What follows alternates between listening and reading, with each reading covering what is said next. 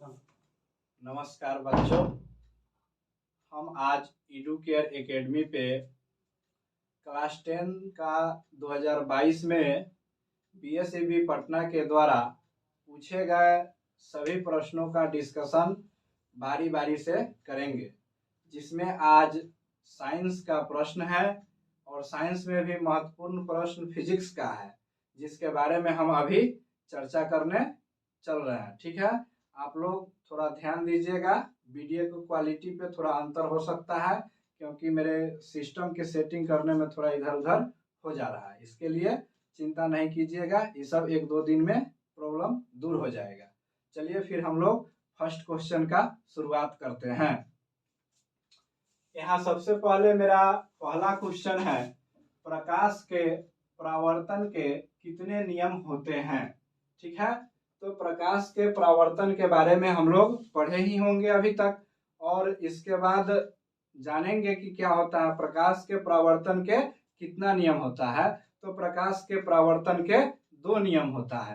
तो प्रकाश के परावर्तन के 2 नियम होता है। यह प्रश्न पूछा गया है ऑब्जेक्टिव में कि प्रकाश के परावर्तन के कितने नियम होते हैं। तो सिर्फ हम लोग को जवाब देना है कि प्रकाश के परावर्तन के 2 नियम होता है।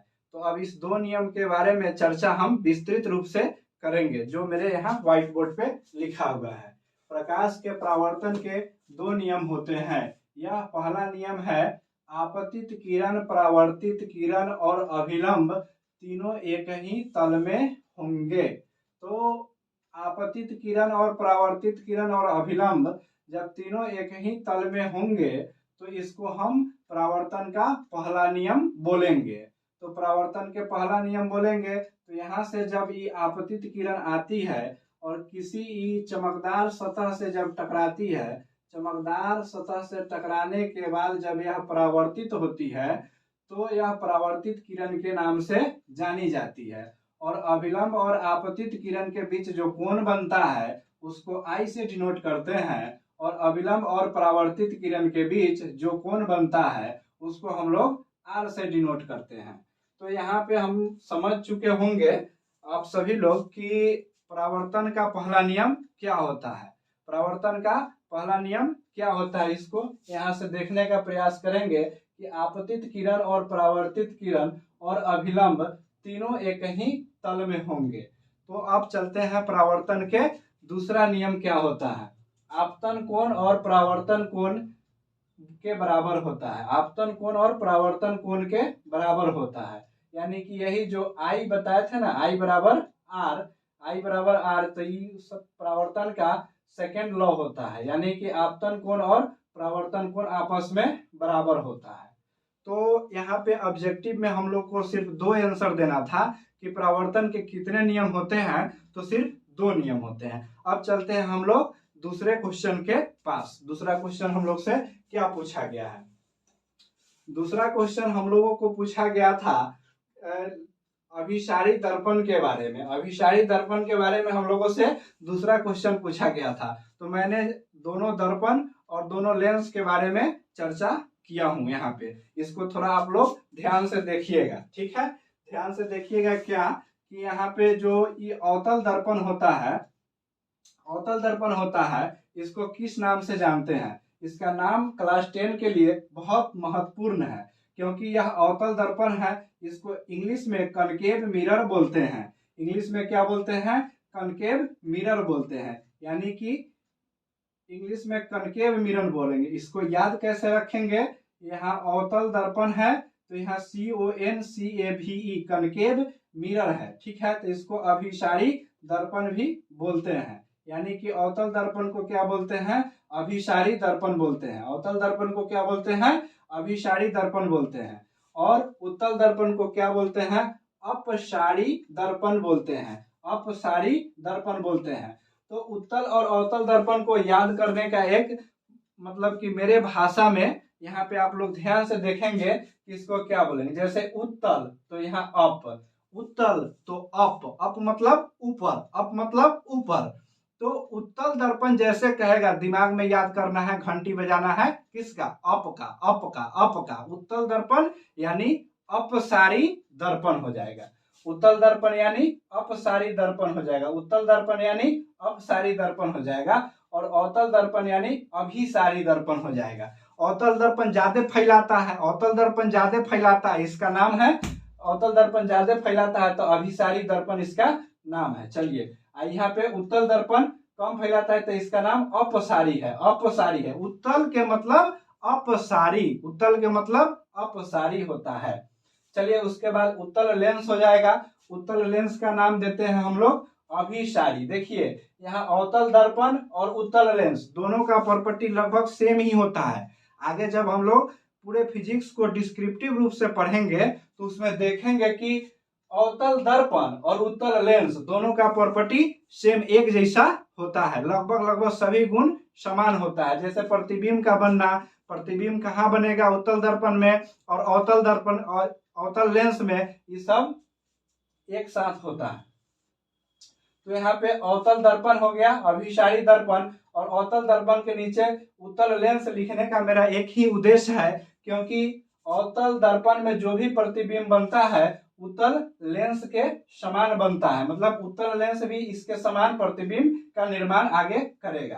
तो उत्तल दर्पण को हम लोग क्या बोलेंगे, अब अपसारी दर्पण बोलेंगे। यहाँ पे हम अप कर दे रहे हैं तो इसका मतलब है कि यहाँ उत्तल को याद रखना है अप से, उत्तल को याद रखना है अप से, ठीक है। और अवतल लेंस हो गया यानी कि अपसारी हो गया, यहाँ पे अवतल अपसारी हो जाएगा और अपसारी लेंस में इसको हम लोग कन्वर्ट करेंगे। अब हम लोग चलेंगे तीसरा प्रश्न के ऊपर कि मेरा तीसरा प्रश्न क्या बोर्ड में पूछा गया है।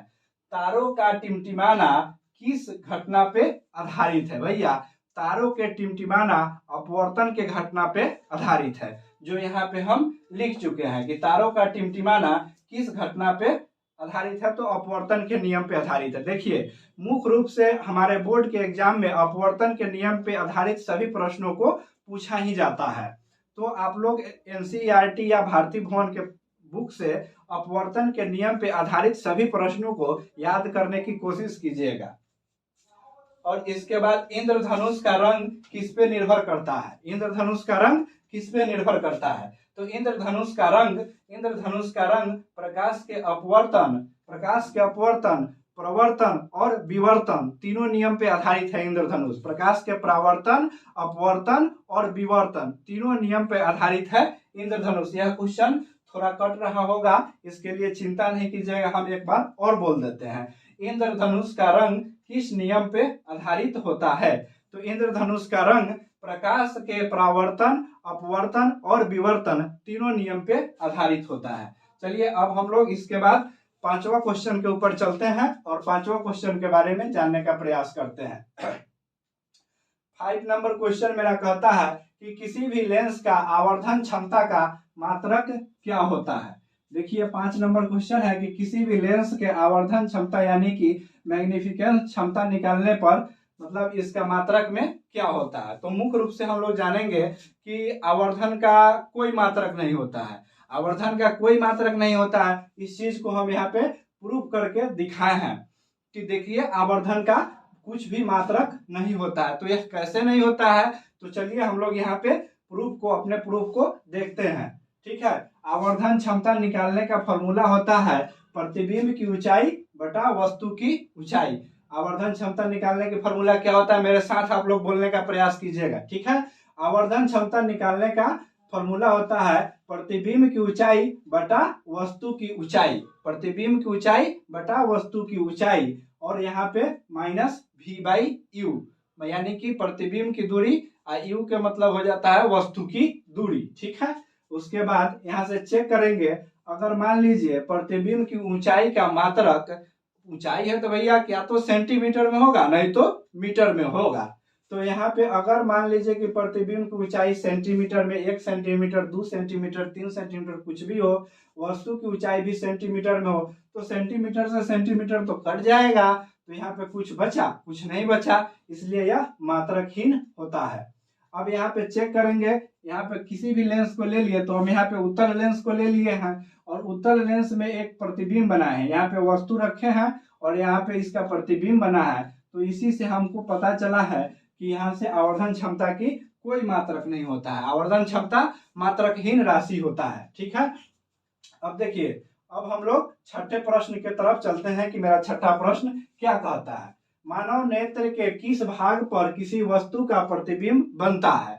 अब यहाँ से आप लोग को ध्यान देना है इस बात पे कि हमारे फिजिक्स में नेत्र से संबंधित जितने भी प्रश्न हैं उस सभी प्रश्नों को हम अपने कॉपी पे नोट करें और सभी प्रश्नों का डिस्कशन करें और इसके बाद लिखें कि कौन कौन सा प्रश्न और किस प्रकार के प्रश्न बोर्ड में पूछा गया है और कैसा कैसा प्रश्न बनता है। तो यहाँ से हम एक प्रश्न लिए हैं तो उस प्रश्न के बारे में डिस्कशन करेंगे कि मानव नेत्र के किस भाग पर किसी भी वस्तु का प्रतिबिंब बनता है। तो मानव नेत्र का जो होता है ना दृष्टिपटल पे ही सारी प्रतिबिंब बनता है। दृष्टिपटल जैसे कि यह नेत्र है, इस नेत्र के पीछे वाला भाग होता है दृष्टिपटल, और इस दृष्टिपटल को हम अगले क्लास में विधिवत रूप से फिगर बना करके बताएंगे कि दृष्टिपटल कहाँ होता है। चलिए इसके बाद फिर 7वां क्वेश्चन के ऊपर चलते हैं। ठीक है, 7वां क्वेश्चन देखते हैं कि किसी भी माध्यम का अपवर्तनांक होता है, यानी कि अपवर्तनांक निकालने का सूत्र क्या होता है। किसी भी माध्यम का अपवर्तनांक निकालने का सूत्र क्या होता है। तो अपवर्तनांक निकालने का सूत्र हो जाता है साइन आई बटा साइन आर, साइन आई बटा साइन आर। तो साइन आई को क्या बोलेंगे, आपतन कोण बोलेंगे। साइन आई को क्या बोलेंगे, आपतन कोण बोलेंगे, और साइन आर को क्या बोलेंगे, अपवर्तन का कोण बोलेंगे। ठीक है, चलिए इसके बाद हम लोग 8वां क्वेश्चन के ऊपर चलते हैं। जो 8वां क्वेश्चन हम लोग से पूछा गया था बोर्ड के एग्जाम में कि विद्युत शक्ति का एसआई मात्रक क्या होता है। विद्युत शक्ति का एसआई मात्रक क्या होता है। तो विद्युत शक्ति का एसआई मात्रक वाट होता है। विद्युत शक्ति का एसआई मात्रक वाट होता है। तो इससे आप लोगों को एक बात ध्यान देना है कि विद्युत चैप्टर में पूछे गए और नहीं पूछे गए सभी मात्रकों को अपना फर्ज होता है कि हम लोग इसको याद करें। तो यहाँ पे जैसे हम एक क्वेश्चन लिए कि विद्युत शक्ति का एसआई मात्रक क्या होता है, वाट होता है, तो इससे संबंधित सभी मात्रकों को आप लोग याद करेंगे। इसके बाद प्रतिरोध का मात्रक क्या होता है। प्रतिरोध का मात्रक क्या होता है, ओम होता है।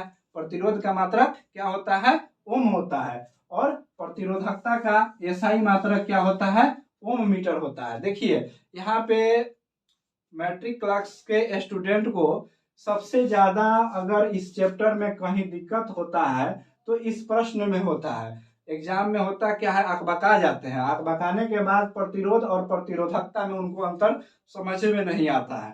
प्रतिरोध के जगह प्रतिरोधकता और प्रतिरोधकता के जगह प्रतिरोध मार बैठते हैं। तो ध्यान दीजिएगा, प्रतिरोध क्या होता है, प्रतिरोध क्या होता है, यानी कि वो विद्युत के प्रवाह में विरोध करता है, विद्युत के प्रवाह में विरोध करता है, इसलिए इसका नाम प्रतिरोध पड़ गया। यानी प्रतिरोध है तो ओम है, प्रतिरोध है तो ओम है, और प्रतिरोधकता प्रतिरोधकता प्रतिरोधकता इसी से साफ दर्शता है कि यह किसी डिस्टेंस की बात हो रही है। प्रतिरोधकता यानी किसी डिस्टेंस की बात हो रही है। तो प्रतिरोधकता का मात्रक क्या हो जाएगा भैया, ओम मीटर हो जाएगा। चलिए अब ओम के नियम से हम संबंधित बात को ले लिए हैं, क्योंकि ओम के नियम बहुत महत्वपूर्ण है, इससे भी एक ऑब्जेक्टिव मेरे एग्जाम में बनता है। तो ओम के नियम से संबंधित बात है V = IR, बहुत महत्वपूर्ण फॉर्मूला है, इसको हमेशा के लिए आप याद कीजिएगा, हर एग्जाम में पूछा जाता है। V = IR, V = IR। और यहाँ से R का वैल्यू जब हम लोग निकालेंगे तो यह V/I हो जाएगा, और जब I का वैल्यू निकालेंगे तो V/R हो जाएगा। ठीक है, ये बात क्लियर हुआ। अब हमारा सबसे महत्वपूर्ण प्रश्न शुरू होता है यहाँ से कि किसी चालक का प्रतिरोध किस पर निर्भर करता है। किसी चालक का प्रतिरोध किस पर निर्भर करता है। तो किसी भी चालक का प्रतिरोध मुख्य रूप से 3 बात पे निर्भर करता है। जो तीनों बात यहाँ लिखा हुआ है, चालक के लंबाई पर, और चालक के अनुप्रस्थ काट के क्षेत्रफल पे, और चालक के प्रकृति पे। तो चलिए हम लोग अपने बोर्ड पे एक तार का निर्माण करते हैं और देखते हैं कि उस तार में क्या क्या होता है। जो हमारे घर में तार का प्रयोग किया जाता है वो तो इतना पतला होता है कि उसमें पता नहीं लगा सकते हैं, लेकिन यहाँ पे तो हम लोग पता लगा सकते हैं ना कि एक डायग्राम बना करके। मान लिए कि यह एक हम तार का निर्माण कर दिए और दोनों किनारों पे एक वृत्ताकार भाग को ले लिए जिसको हम लोग एरिया बोलते हैं। इस वृत्ताकार भाग को हम लोग क्या बोलेंगे? एरिया बोलेंगे। आप लोगों को साफ साफ दिख रहा होगा, इस तार के वृत्ताकार भाग को हम लोग एरिया बोलेंगे। और इस एरिया के द्वारा इस वृत्ताकार भाग से होते हुए तार के माध्यम से इलेक्ट्रॉन का प्रवाह होता है। इस तार के माध्यम से क्या होता है भैया? इलेक्ट्रॉन का प्रवाह होता है। और जब ये इलेक्ट्रॉन का प्रवाह होगा तो इसमें इसके कंडीशन के जब होगा, तार की लंबाई बढ़ेगा यानी कि तो इसका प्रतिरोध का मान बढ़ेगा।